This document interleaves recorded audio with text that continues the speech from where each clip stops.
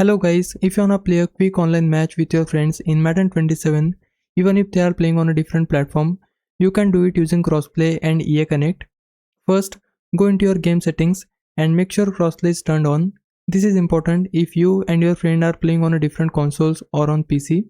Once that's enabled, press the R3 button by clicking the right stick to open EA Connect. From here, go to Player Search and enter your friend's EA ID.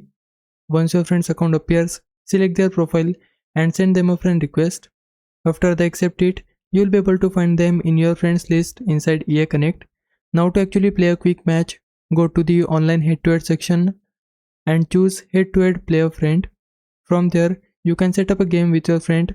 After that, it will show you to invite your friend. Once your friend accepts the request, you'll be able to play against them online. So even if you're on different platforms, as long as Crossplay is enabled and you have added each other through EA Connect, you can play Madden 27 together, and that's how you can play a quick match online with your Crossplay friends in Madden 27. Hope this helps. Leave a like and subscribe my channel. For now, thanks for watching.